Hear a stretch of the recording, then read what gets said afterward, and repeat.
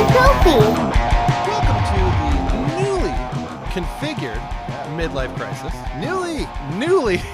These are nearly hands. So we just recorded like a shit ton of Let's Play stuff, and I didn't want to turn the whole fucking room around. So we're doing this. We're trying this on. But look at this. Okay. Look at this. Hey, over shoulder. Look at that. He looks like a real boy. Then over here, look at this. You got a little sliver of the old BT in there. Yeah. Hey, shooter. And then, of course, the world famous, typical YouTuber video game dork background, a shelf full of money. Mm-hmm. And speaking about money, we're talking about eras of video games. That was just a miserable segue. I think you pulled it off. I hear the confidence in your voice. Yeah. Okay, let's get some qualifiers out there. Okay, good. So we're talking about... Yeah, what is this episode about? So it is we're each going to bring up our favorite / best / we think it's the best because it's our favorite Right. era of video games. A lot of qualifiers. There's a lot of qualifiers. Yes. So because, look, I thought about this, and if you sit there and say, like, okay, what does best mean? Does it mean like amount of money? Well, if that's the case, then today's the best era of video games. But it also means that Taylor Swift is the absolute best musician who's ever lived. McDonald's is the best food. McDonald's is the best food. Right. And I know, like, you probably agree with the sentiment that Taylor Swift is the best of all time because you did make me famously sing her songs for my birthday. Look, all I'm saying is that Jake Gyllenhaal needs to give that goddamn scarf back. Okay. I agree. I've never agreed with anything more All than that. Too Well is one of the best songs, bar any, of the last 15 years. Okay. Nobody has ever had the emotional resonance to be able to present a 3-week relationship, turn it into a 10-minute ballad. Yeah. Real quick, while we're on the subject of Tay Swift. Yeah, I'm ready. How do you feel Ready. about Yeah. How do you feel about it's talk. It's like I just gave you a puppy. I gave you a brand new puppy. What are your thoughts on her new relationship with football guy, with Mr. Football? Oh, Guy? Travis Kelce? Yeah. So I okay. I'm so excited. I can see. I'm very happy that I brought this up. So first, NFL ratings were up like 15% for that game last weekend. That's so cool. Because all the Swifties, as we're known, are tuning As in we for it. as we're known. Second, Travis Kelce jerseys were up 400% in Jesus sales Christ. during the game. Not even at the end of the game. That's so cool. Second, he caught a touchdown in that game, and they continuously were cutting to the booth to show her cheering, and it's so obvious that like she knows nothing about football. Yeah. She's like, "Go team!" Whatever. And Go sports player. yeah, and then when he gets the touchdown, she did like a chest bump with one of her handlers or whatever, and it's like, "Whoa!" So cool. It's the kind of thing where like you spend your entire life and like the camera's always on you, Yeah. and you know that, and Right. so you end up tailoring your personality. Tailoring. Yeah. Tailoring. Yeah, that was intentional. Tailoring your personality to Right. just like acting like the camera is on you 100% of the Yeah. time, and she was doing that. And I say this as a fan, a devoted fan. Obviously, yeah. Beyond that, there is absolutely zero chance that this relationship works. She's like an incredibly introspective person. He's like a jock, and Hold on a second. yeah, If a cartoon street cat can join in a loving relationship with Right. the one and only Paula Abdul, you're telling me that you don't believe in opposites attracting? so I do believe in that. Thank but you. the opposites can attract when there's like passion, but there's like passion maybe about different things, like us with our video games. Sure, yeah. In this case, though, she has a reputation, dare I say, of being somewhat coldish in relationships or not overtly affectionate, let's Okay. say. And I mean, I don't know really her. I don't really know Travis Kelce, but that reputation for her, his reputation as a jock who's probably used to being in a Jock lot of treatment, relationships. Yeah. Yes. And then, jocks aren't known for being that smart. And then she's, again, Aaron Rodgers begs to differ. Actually, is a smart dude. See, there you go. I'm just saying, I'm just putting it out there. Look, maybe they get married and have like 15 kids or whatever, but I think that this is really good for him because somehow he's one of the best tight ends in the history of the NFL, and he is like 1/50th as popular as It's she those is. Swifties. It's the Swifties. Yeah. They've gotten behind him in a way. Yeah. Well, and it's incredible because like that's his home stadium, but she played a concert there and sold it out for just her. Bingo. Anyway. Midlife Krisis, the only place where you're going to learn about torture porn, fighting games, and Taylor Swift relationships. Oh, and Bill Belichick, famous coach of the Patriots, is asked about this. Yes. And that guy has a reputation for just being no nonsense, yelling at reporters, I'm just here to talk about the game. Right. And actually made some comment like, Travis Kelce's made a lot of great catches in his career, but this is the greatest. Catch of his bingo. Career. Like did that whole thing. So everybody is chiming in. Including me. Well, I would dare I say especially you. Yeah. All right. Anything else you want to talk about? Like No, we're how, done. That was how it. concerts going, That's or past album deep cuts from That's the Taylor our Swift Swift archive. update for the month. Thank you so much. And Jake Gyllenhaal, give that goddamn scarf back already. It's Have ridiculous. some fucking integrity and give it back.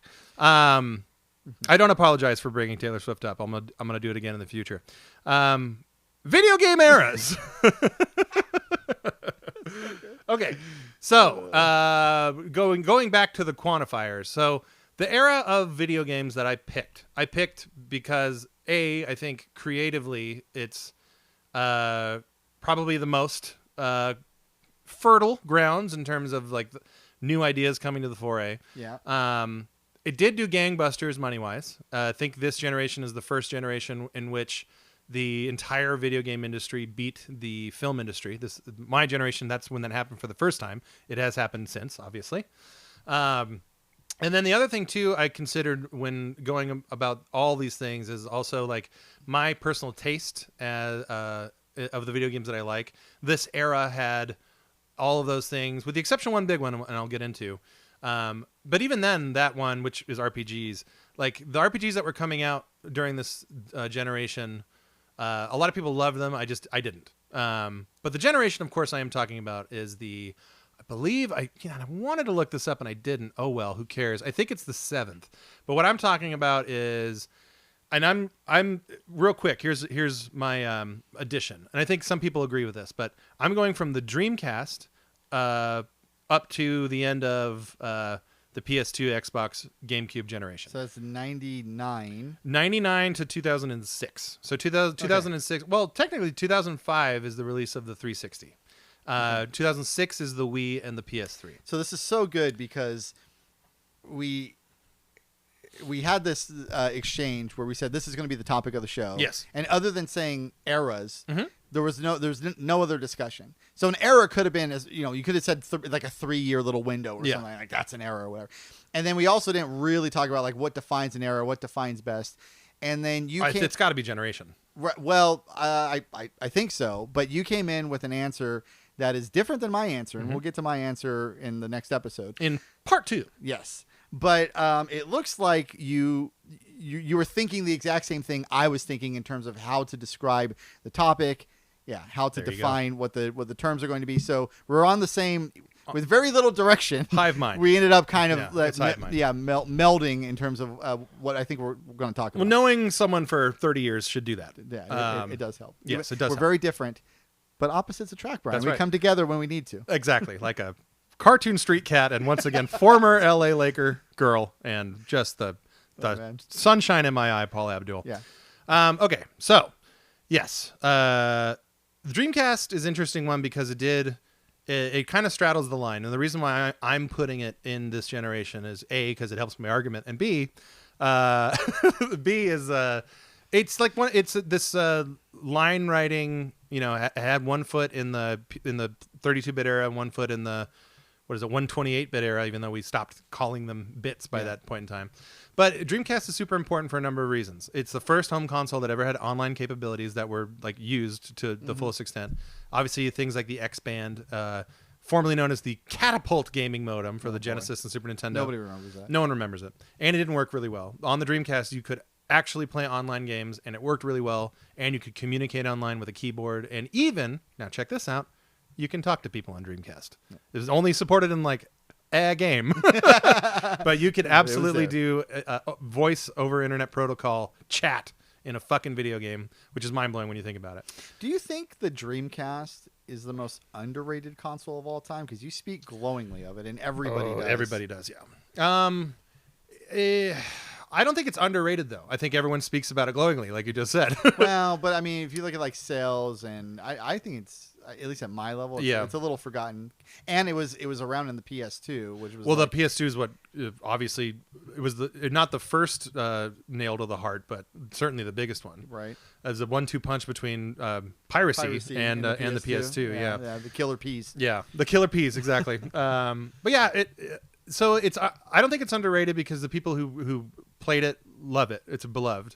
It's underrated in that it didn't sell very well, but that was kind of through no fault of the Dreamcast itself. It has more to do with like technical issues like mill CD, which is the reason why it had piracy and stuff like that. Let me ask you one other question about the Dreamcast, which is that I remember, I mean, I was a Nintendo homer at the time for a long time in the mid 90s, but Sega started to have a reputation of almost shovelware with their hardware. Yeah. Because they did the Sega CD, and they did the 32X on top of that, then they did the Sega Saturn. And I think all three of those came out within a 5-year period of each other. Yeah, that's true. And then they were bringing out the Dreamcast. And I remember thinking, like, this is their next thing after all these other hardware kind of flops, kind of failures. It's like, so I was suspicious of it. And then a friend bought it, and we looked at, was the fighting game we had Soul Calibur. We looked at Soul Calibur, and I was like, whoa, maybe this thing is like the real deal. Soul Calibur changed a lot of minds. So did, oddly enough, that boxing game, Ready to Rumble. Ready to Rumble Boxing was the first example of a game that ran at 60 frames a second on a home console. And it was like there's no real detail in the game other than the models in the boxing ring. So like if you're going from playing, which I was, if you're going from playing fucking Vaseline-ass N64 games and you're seeing something that really looks like a PS2 game without knowing what that even means. Yeah. But that also in Sonic Adventure, particularly the first level, all of that stuff combined was like, it marketed itself at that time. If there was no piracy issues, and the bigger if would have been if there was no public demand for not only the PS2 but DVDs, then maybe the Dreamcast would have lasted a little bit longer. Yeah, that's a really good point. Yeah. I forgot how much the DVD thing. The DVD thing is a part of my whole shtick here, baby. But before I move off of the Dreamcast, I want to point out, like I did mention the online gaming stuff. I mentioned on another episode where I played through Phantasy Star Online for the first time back in 2020. I had a friend who played that game, literally ruined his life on it. Like dropped out of high school. He was going to do that anyway, but like none of this is surprising with that type of game. But which is funny, you go and you play that game now. It's like it's a co-op action game. Like it's an MMO in name only, but like there was nothing. You had EverQuest to compare it to, and that's it. Yeah. So like when you go back to think that guy who ruined his life on that game, it's like someone like ruining their life on Army of Two or something. It's amazing. But it was a big deal. Like there was nothing like it at the time. The fact that you could communicate with people globally on that game. I know so many stories of people who made friendships that are now entering like their 22, 23 years. Like people met on that game and are still friends today. Yeah. Same. I'm sure you have the same story with World of Warcraft. I literally spent a summer traipsing through Europe, staying at various guild members' houses who I had never met before. Yeah. Except online. Yeah. And I had to explain to friends and family. Like, this isn't weird. Yeah. I won't get murdered. Don't worry. I'm staying with IP on you. That's his name. He's a good guy. It's his Christian name. That's a true story, by the way. His name was IPN. It's supposed to be Iponu, but it just happened that way. And then he was a math teacher. Yeah. Wow, that's awesome. Oh, my other bird walking story on this, which is absolutely worth it, was the guy who played in our guild, but English was not his first language, and he wanted his name to be Ramses II, and instead he pronounced it Ramasses. Oh, that's genius. Then he asked us. That's so smart. He asked us to report his name as offensive so that Blizzard would make him change it, and none of us would do it. That's so cool. You had to stick the landing. Had to. Mom, look, I'm spending my summer first with IP on you, then I'm going to go from his place to Ramasses. Yeah, what could go wrong? And then from there, who knows? Yeah, sky's the limit, really. Okay, so the Dreamcast had that online game, which is amazing, but it was also like Sega at its absolute most creative. They were making such weird, never before seen experiences because they were in this unique position. And this is a theme of this whole generation. They're in this really unique position to like literally throw things against the wall and see what sticks. So because of that, the third biggest reason why Dreamcast went away was because of Shenmue. That at the time was the most expensive video game ever made. It was the water world for video games. It was famously called that exact thing. It was the water world for video games. It came out. It is beloved by some, including yours truly, derided by others. I think this is classic Sega. Sega, it was always an innovator, always ahead of the curve when it came to things like that. But they were always the first, and that isn't necessarily the best. It happened time and time again. Shenmue in your top 3 all time? Oh yeah, easy. I know Chrono Trigger's number 1, but Shenmue's number 2. Shenmue's sure. number 2. Oh okay. yeah. That I think. Well, I didn't play it. I watched it be played, and I think that was the first time. But you tell me if you remember it happening somewhere else, where in the game there were arcade games. Yeah. You would like go to an arcade, and then you could play the arcade games Yes. in the games. It was like this sort of Inception level thing, and I was like, I can't believe that there's a game within a game. Yeah, we've gotten there. And those games were made by Yu Suzuki, the guy who made Shenmue. So Space Harrier is in the first one, and then in the sequel to Shenmue, they had his other games, Outruns in it, Afterburner. Is that the first time? Yes. First time you see? Okay, so and that's kind of a thing now in other games. Oh yeah, I remember that. Seeing that blew my mind. So in the spiritual successor to the Shenmue series, the Yakuza, now known as Like a Dragon series. Yes. That's totally, they go hog wild on that shit. You get a new one of those in a couple months, don't you? I do, yeah. The turn-based one. I just finished the Samurai one, which is more like their brawler RPG style. Yeah. Great time. Highly recommend those games. But so Sega had a lot riding on the table. The initial sales of Dreamcast were very, very strong. And then the piracy thing happened, and then people stopped buying it because they wanted to save their money for a PS2.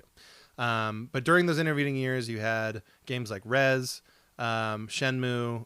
I mentioned on a Let's Play of Odama, the game Seaman, which is just, nothing has been made like that since. So many of these games will never be seen ever again. Is a really good feather in your cap for this argument. Thank you really so like much. Okay, so moving forward from the Dreamcast, it is crushed in this genre, just obliterated and crushed by the PlayStation 2. And the PlayStation 2 was almost everybody's first DVD player. Yeah. And the DVD is still around. I call it the DVD, which is adorable. But the DVD is still around. I just read an article about how Target has gotten rid of their physical movie media. So, like, you can't buy Blu-rays or DVDs from their brick-and-mortar locations. It's online only. Blu-rays either? Jeez. Yeah. So it is kind of like it's coming to an end of an era. But there's a lot of people out there, including me, who I've started buying physical movies again because I'm just so fucking sick and tired of these goddamn streaming companies. Like, when you think it's safe and, like, oh, this movie will be on here for forever, or this TV show will be on there forever. So then you're an idiot and you go and you sell a bunch of stuff at Amoeba or whatever. And then all of a sudden you're like, I really want to watch that again. It's nowhere. Go on eBay. Oh, that's $100 DVD now. Cool. Well, this is a thing too. This is more for TV and movies than video games. But just confirm this to me. When you're told that you're going to get a 4K stream of something, it's streaming it. It's actually at a lower bit rate because of compression than it would be if you actually had the physical media. It's an insane difference. See, and I've noticed this too, and it feels like it's like some kind of dirty secret or something. Like, not a lot of people know that, so they're like, I'll pay for 4K. Most people are fine watching 720p. Like, they don't give a shit. No, but I would like the blacks and the pixelization and all that. But if you get a piece of actual legit 4K Blu-ray media and you play that compared to a stream, you will know. If 100%. You have the right TV setup, then you will notice it. Yeah, and it's a big notice. Same thing with DVD over VHS when it first came out. Like, it was so noticeable, the difference in quality. Yeah. And DVDs were in the early 2000s, like, I probably spent more money on DVDs than I did anything else. Like, in terms of, I mean, granted, I was in college, so I didn't have a lot of money going around. Yeah. But, like, that's all I would buy is video games and DVDs. Yeah, well, that's the college story. Yeah, exactly. For that era. But so, like, they were so ubiquitous, they were everywhere, and the PS2 was that Trojan horse to get it into people's homes. I remember this is like so quaint. It's like we're dating ourselves, but it is the Midlife Krisis podcast. Part of the game. Yeah. I remember like thinking that when Pulp Fiction came out on DVD, I was like, you're not going to believe this, but you can watch the movie in chronological order. Yes. So you don't have to deal with Quentin Tarantino's weird cuts anymore. Right. You could just watch it all the way through. It set that up. And that felt like a revolution in media consumption fix to me. the movie. I can fix the movie because I know better. Right. You know better. You read books the way you read books, from left to right. There's only one way. And that's the only way. We've covered this on so many episodes. Yes, it's true. It's when I'm eating food, you eat each portion completely, and then you move on to the Yes, next one. There's yes. only one way to live your life, Brian. We agree. It is according to the rules. We totally disagree on that. But so I bring up DVDs in this generation because it feels like, and this is a gut emotional thing, but it feels like DVD, TV, that media on that physical format, like it's never going to get back to that level again. So the word you hear, I'm sure you've been following like the strike stuff. So a big thing that writers poo-poo on is the word content, because content like kind of takes away all the artistry from like what it is that they do. So like to a big CEO or to a Netflix is a better example, because like that's the argument right now is like all of these new forms of media, and they're not new anymore, but they're CEOs that run like tech companies. They're not like the old, and there's obviously a bunch of problems with like the old studio systems, shit like that. But like the idea is that the movie, like it's just all disposable. It's all trash, and it's whatever. Like we can get rid of it tomorrow. Who cares? But when DVDs were coming out, the level of detail and care that were given. I mean, your example of Pulp Fiction is a great one. Just the idea of like audio commentaries on movies. Yeah. That's all gone. Yeah. Like that shit's just gone. There the special editions that they would do. I remember the movie Almost Famous was one of them, where you actually got the soundtrack of the band that's in the movie. Yeah, the fake band. Well, yeah, that was like packaged in with the DVD. Like that was super cool. Yeah. The Matrix obviously had a whole bunch of like neat. Tons. That was one of the first famous DVDs that you really needed to own. And had Easter eggs. These movies had cheat codes. I remember Gladiator being a movie that you could watch it on television or VHS or whatever and get one experience, but it was the movie just existed where like the DVD with the sound quality in particular, like it really was. It was just it felt like a revolution. Yes, it really felt like a revolution, and we don't. There's less and less of that these days. Yeah, it's like I was saying, the word is trash. The CEOs view this stuff as expendable. It's refuse, and they can do whatever they want with it. And it just felt more permanent back in this generation. When you would buy, like I got into Japanese movies during this time, and buying Akira Kurosawa DVDs, like for me was like this huge event. Loved it. It is I, he of Transylvanian descent, the one they call Uwe, and I am here to bring about the evil from down below, the hell, and the evil from down below. This is the next incantation that I have brought for you, my loyal servants in evil and darkness. Yeah. Wait.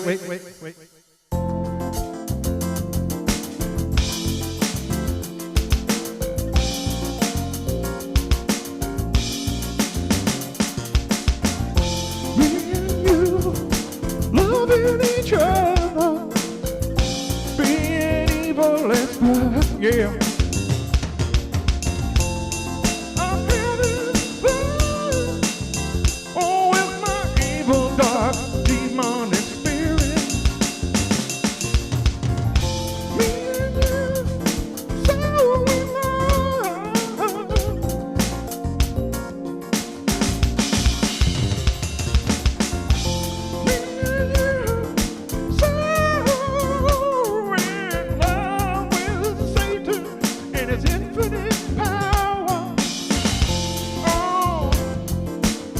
Come on back to my crib and we'll play D&D, baby. If that's not your thing, oh, I got magic to gather in, oh, yeah. A woman so good, looking at you. She's gonna play a black and red deck. Ah, evil and sorcery, girl. Evil and sorcery, baby. Oh. Yeah!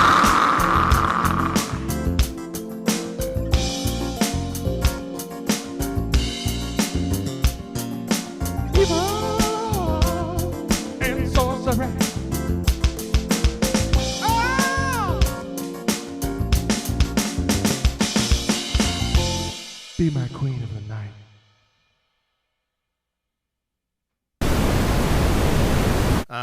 So all of that whole big bubble of we'll call the DVD explosion that lives right here in the generation that I picked, the era that I picked. But being that this is video games, let's go there. So here's a huge problem I have with video games today. Everything that comes out that's AAA is a derivative or a sequel. Games like Assassin's Creed, which I've never been that big of a fan of. Like I've dabbled, and I admire the hell out of their scope and scale, and they take thousands of people to make. But Assassin's Creed has been a franchise, I think, since 2008. That's 15 years of the same shit. Call of Duty came out. I mean, Call of Duty came out before the 360, but Call of Duty 2 was a 360 launch title. That's 2005. We're again 2023. That's fucking 18 years of the same shit. PlayStation, obviously their big breakaway success in the PS3 era was all their Uncharted and all of that stuff. I'm kind of not into that stuff anymore because I mean, like when it comes out, it's good and it's great. Fine. I'm not sitting here and shitting on the quality of that stuff. However, this Sony, the PS2 Sony, was doing all kinds of weird ass shit. Like they made a sequel to Parappa the Rapper on the PS2. Yeah. And it was like a hard edged, like punker chick version of it. Right. It was awesome. There's so much stuff that not only Sony, but Nintendo and even Microsoft, by way of Sega, I'll have you know, we're doing all this weird experimental stuff. And then when it came to like the AAA stuff that existed at the time, you know, you had Grand Theft Auto 3 came out, changed the entire nature of what constitutes an open world game. It is during this time, and that really was a juggernaut. Huge. And so all of this stuff that I'm bringing up, like, I'm not saying that it wasn't like iterated and improved upon. But my main point with this is no one had played a GTA 3 before GTA 3. I mean, I would argue that the seeds were sown with Shenmue, but it's a different experience.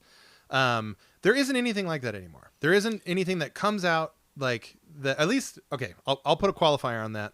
Okay. I was about to go ahead. There is some other stuff that's kind of revolutionary or whatever, but like it's right over my head. So like I understand that Roblox is enjoyed by millions of people. I'm not a kid. I have a kid. He loves Roblox, but I don't play it. I don't play Fortnite. I don't play service games. I don't like service games. I think for me, as you can see here, I like to hold and touch things and look at things. You want it compartmentalized. The entire experience wrapped up in here. Yeah, here you go. Pull this off my shelf. Enjoy it. That kind of a thing. You will never be able to do that with live service games. And when live service games fail, and they frequently do. Boy, do they. If you happen to be a big fan of that live service game, guess what? You're never going to be able to play it ever again. As we record this, not that it was a big hit, but the Avengers game that just shut down behind right? it just shut down. Yeah. So that's, for the 4 people who are really into that, they're all disappointed this afternoon. So not only do you have like these insane, I mean, Halo's another example. Like here's a first-person shooter that it controls insanely well on a home console. And does multiplayer better than GoldenEye did. Yeah, definitely. And it was in every college dorm room across America. It was a huge deal. You look at the Halo that just came out. It was really, really fun. The single player campaign was really fun. And then for whatever reason, Microsoft is in a bit of a funk right now. They just can't get their shit together. They can't make that game. Parties. That game, Redfall, they're trying to copy Sony, and they just can't do it. They can't do it. Starfield came out, and people do love that game. A lot of other people put 5 hours in and said, "I'm gone." So there's that. And that, to me, that's more derivative stuff. Like the criticism that Starfield is just Skyrim in space is totally true. It plays like an old video game with terrible shooting mechanics. That it does look nicer and it's in space, so there's your difference, but it's still the same old game that you've been playing for 15 fucking years. During my generation, the best generation that we're talking about, so I mentioned how like the innovation in AAA space was huge. Like you were seeing the beginning of a lot of these series of games happen there. Grand Theft Auto is a good example, but then the whole notion of a B game, like a B level game, where like it's not like they don't spend any money on it, but nowhere near the budget of a Shenmue or a GTA game. That doesn't exist at all anymore. And in that space, that to me was where the real magic is. So a perfect example, 2 perfect examples. I made you play Cubivore and Odama. Yeah. Those great. Both great, actually. And both of those games, like for me, for my money, that's the type of like, if you want to use the term indie, express, whatever it is, creative, artistic, like that to me is the sweet spot. And I'll explain why. And this is certainly a subjective take, but for my money, it's a lot easier for me to identify with and enjoy something that's made by like a storied and professional video game developer published by like a real name versus something that's just made in like a studio apartment. Now, I'm not saying that everything that's made in that style is shit. I really loved Shovel Knight. I think it's great. Man, this is such a nuanced take. So you're saying that you want games that are below AAA, but above single dude coding in the basement. What I want is authenticity, and I want originality, and I think that stuff does exist today for sure, but it comes in the form of these indie games that don't appeal to me whatsoever. So like there's a game, Hatoful Boyfriend, that came out a couple years ago, more than that, maybe 5-6 years ago. Mm-hmm. And on paper, it sounds right up my alley. It's a really weird Japanese lean. You can get in a relationship with a pigeon version of Keiji Inafune in that game. So like that all speaks to me. But then when I play that game, it looks like every other indie game. It looks like it's made in Flash. It looks like it's slapdash together on Unity. They all run together to me. And in this era, in the PS2 era, 7th generation, whatever it is, I hope it's the 7th generation. I keep saying that. Whatever. You know what I mean? I'll just say the PS2 era. In that era, these games were being made, but they're being made by people who had 10, 15, 20 years experience in game development. So they were able to be artistic and creative, but then have all the work experience and life experience to make that a really, really good product. A perfect case in point for this is Katamari Damacy. That was made by a pretty high level dude at Namco who was basically given a small budget and told by the executives, do whatever you want. And he did. And it's a game that is still being played all these years later. And it was just remade. It was just the sequel was just remade. Yeah. The original one was remade a couple years before it. I mean, it's beloved, and it's so original to the point where if you see any game that copies its mechanics, you can't help but be like, oh, you're ripping off Katamari Damacy for better or worse. Yeah, you had talked about the death of the mid-tier publisher, and I think your go-to previously was something like Midway Games specifically. Yeah, and you would talk about how a publisher like that, not a behemoth like Activision or EA, but also not an indie studio of 4 people either, and that they would put out a bunch of games, and that's kind of a dying thing. And it's interesting because I'm always looking for parallels between movies and video games, because it feels like video games are the next large medium after movies, and they've kind of taken over the entertainment space. And movies are, by almost all accounts, at an all-time low right now in terms of creative expression and so it's like you wonder if are video games going to follow into that as well? And one way that movies have been criticized recently is that you do have sort of art house movies, and then you have AAA blockbusters, but the sort of the mid-tier stuff, you get a lot of that in the 80s and into the 90s. It's all gone. Well, you're talking about like, and the same thing is in video games too. You're talking about the wiping out of entire genres. They don't make comedies anymore. You don't go to a theater to go laugh at a comedy anymore. Those come out on the streaming services, and like they're a dime a dozen. But that like Dumb and Dumber experience, or like these big blockbuster comedies that didn't cost a lot of money to make, and they were sold on the performance and the jokes and all that stuff, they don't exist anymore. The same thing goes with video game genres too. I don't need to dive too deeply into that stuff, because there's more that I want to say specifically about like the genre or the era specifically. But I will say the role-playing game that was around in the 16 and 32-bit era morphed in this era that I'm talking about, the PS2 era. It lost me. I don't give a shit about 3D Final Fantasy games. I still don't. But you could see the seeds were planted then to go like less RPG and more action. Yeah, that started here. 100%. And so now when you play a role-playing game today, I mean, there's certainly exceptions. Baldur's Gate 3. There you go. There's one. Baldur's Gate 3 is game of the year. Baldur's Gate 3. Game of the year to you. But probably game of the year. And Jeff Keighley. Yeah. I'm sure. Okay. Who do you ever beat? Exactly. But like that's an example of a genre that it kind of started to die for me in this era. But it's the analogy I'm trying to point out is today no one takes big risks anymore.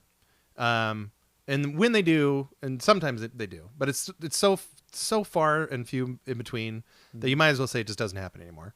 Because go look at what's available right now. It's all sequels and multiverses and all that bullshit At the AAA level. At the AAA level. Then everything else under that is whatever that shit is.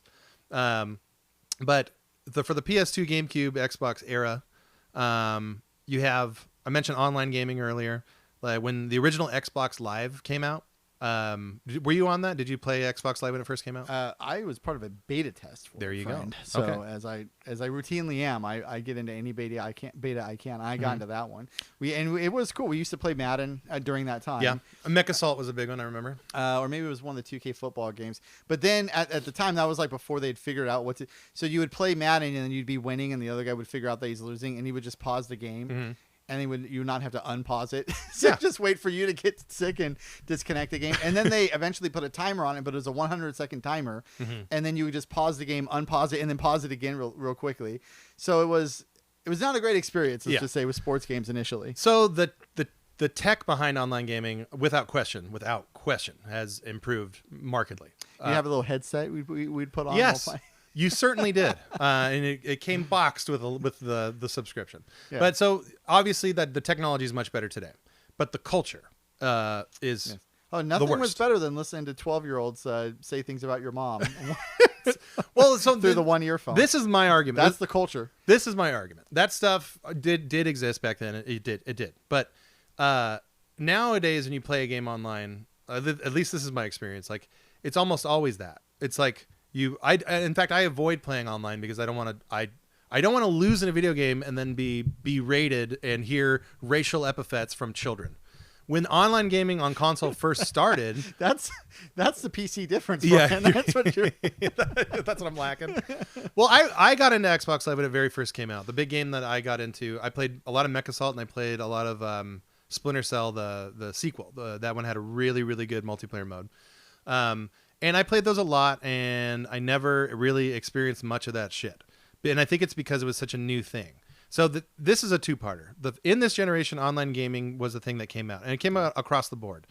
For GameCube, famously, they said it was a fad, and which is turns out it wasn't. But they still had a couple online games for the GameCube. They were both Phantasy Star, for what that's worth, but it did exist.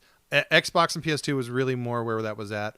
Both offered voice chatting, which was a lot better than that one Dreamcast game, Alien Front Online, that used it. But like I firmly plant my flag into the ground here. Online games were more fun back then because it hadn't become this toxic cesspit that it is now. Hellscape of racial epithets. It was back then, to play online, you needed to have money, and you needed to have like a decent internet connection. So most of us that were playing online weren't 13-year-old shitheads. There were some, don't get me wrong, but the amount today versus back then is to the point where I don't play online games anymore. I actually agree with all of this. You cannot deny any of this. It's all true. Well, thank you for acknowledging the truth. Yes. Let's see here. I'll butt it up with this. I've talked about the how all the creativity was just flying in not only the AAA stuff, but in like the middle game stuff, which I pointed out doesn't exist at all anymore. Like hardware itself, like I love the PS5 and the Series X. I think they're great. They do really cool shit. So I'm not taking away any of that stuff. But like that GameCube controller, what a weird thing. But it's so comfortable. I know. And we just did some Let's Plays, and I got to hold it for the first time in a while, and man, it holds up. The original Xbox controller, the big Duke, I know people shit all over it. Not my favorite. I didn't because I have these big hands. I know your paws. But like that was so hardware like you have the DVD capability of the PS2. You have online stuff in these consoles for the first time, and like the advancements in the controller stuff. On the PS2, you had pressure sensitive buttons on the DualShock 2. Not too many games ever really took advantage of it, but the ones that did really, really well, like Metal Gear Solid 3. Like you can't play that game without the pressure sensitive buttons. So in today, like the analog to that would have been like the DualShock 5 does, or DualSense 5, whatever it's called. Like it does really cool stuff when it's used. but no one uses it. Like 3 games use it really, really well. And I remember when the PS5 first came out and you got it before I did, and your story was the same story as everyone else. Like, man, this controller's so good. And it is so good. I love the DualSense, but no one uses the technology. And, well, if Astro's Playroom was the first game that you played on your play, the packing game, you were like, this is I cannot wait to see what other games do with this. And then it didn't feel like any other game really. Like Returnal used it a little bit, but nothing like what Astro's was doing, and nothing since. And it's been 3.5 years. Yes. Now. So in these controllers, the GameCube controller, like developers were forced to use it, and like they did. And PS2 had all. There's a game. So we played Odama. There's a game on the PS2 called Lifeline, where you plug in a USB microphone and you have to like issue voice commands to this helpless girl who's like running around like a ship that's on fire, if I remember correctly, or it's like a laboratory or something like that. Sounds like a U game. So they don't make shit like that anymore. And like, I get it. Like, I understand, like, it's a business. It's not the video game charity. It's a business, and they go with what sells. But I do genuinely feel like if you don't give an opportunity for weird, cool, creative shit to sell, then you'll never know. So to that point, a game like Odama, and I said this when we did the Let's Play, I really, even if it's not out there publicly, I'm going to say with certainty, even though I've never met him in my life, that Will Wright was directly inspired by that game to create Spore. I agree. So an argument could be made that the benefit or of those... Cubivore, you mean? You're talking about Cubivore. Cubivore. I meant Cubivore, not Odama. So the argument could be made that you have those weird games, and those weird games, even if they don't sell really well, you'll get other people who see them and they can become just like in music, right? Yeah. You get a band that's like underground or whatever, then they become very influential for the next band, the next generation of things. So the next genres of gaming. So that the best version of your argument, I think, is that, which is that on its own, the creativeness of that era is creativity, as it were. It's is its own virtue. Yeah. But that even for the games that weren't creative successes, they themselves, if they were good enough, could inspire the next generation of games and game designers. I have a game called Mr. Mosquito. Came out in America officially on a PS2 disc. It is beloved by the people that know it. But it's a game where you're a little mosquito and you torment a fucking family in a house. And you it's controlled like almost like the Star Fox 64 open air segments where you fly around in any direction, and you have to aim for like these specific areas of the body to annoy them to maximize it. Just imagine the pitch meeting for that if you're like trying to sell that to Bobby Kotick at Activision now. The meeting back then was like, that sounds like a really fun, cool idea. Here's a several $1,000s and go make it, and we'll sell it for $19.99. And then they did. $1,000. The other thing I want to mention too, and I'll wrap it up. I'll do my wrap up now because I'm running a little long. But the other thing about this era that this is another total subjective thing, but for me, as a person who's never gotten off the train, you famously got off the train for World of Warcraft. Mm-hmm. So this entire generation took place while you were doing that, pretty much. No, World of Warcraft was 04, so it's about halfway through your generation. Okay, they made PS2 games to 2012. Yeah, well, it's a third of the way through. Okay, anyway, my point is I never got off that train. So like for me, this era of graphics, like the better than 32-bit, like this is to me is like the 16-bit of 3D graphics. So I go back and play a lot of GameCube stuff. I play a lot of PS2 and all that stuff. To me, those graphics hold up just fine. Early Wii games, same thing. Like, yes, obviously they don't look like fucking 4K, like gnarly video games, but like they're good enough to where the graphics don't distract you. And I do think that they've aged very well. That again, that's totally subjective and that is my opinion, and I'm sticking to it. But that's another reason why I love this era so much. So in summation of why I think this is the best era of video games, you have the best for its time hardware available in terms of like the extras and how important they were to your day-to-day life. So PS2 and a DVD player, like that impact of that alone is not matched by anything. Yes, you can use Netflix on your Xbox 360 when that was a thing, and that was a big deal too, but it didn't feel nearly as big as having a DVD player in your living room. The creativity thing, the fact that games like Cubivore and Odama and Mr. Mosquito, and I can go on and on and on about these super awesome weirdo artistic games that came out during this. I mean, there's just an endless stream of that shit. There's nothing like that today, and the stuff that is like that today, I don't really give that much of a shit about. Other people do, and that's fine. But this is my era, and that's what I'm saying. And then the nuts and bolts numbery kind of stuff. Like this is the first era where the video game industry really said like, get the fuck out of my way to other forms of media. I think it was 2002, if I'm not mistaken. That's the first year where they did more money than the film industry.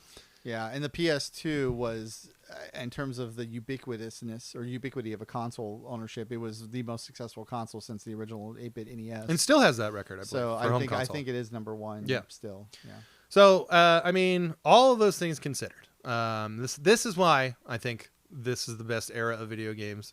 And I, sadly, I know it's not coming back. That's that's the sad part, is like you look at the business trends and where things have gone, and there's so much consolidation, and why would you consolidate a company? Why would Microsoft want to buy Blizzard Activision? Well, they want to own those fucking IPs that are 15, 18 years old. Because they can. Because turns out they cannot make good games first party. Yeah, themselves. Definitely turns out they can't do it themselves. So their answer to that is to bring Call of Duty 13 out, or Assassin's Creed 75 out, or all this shit.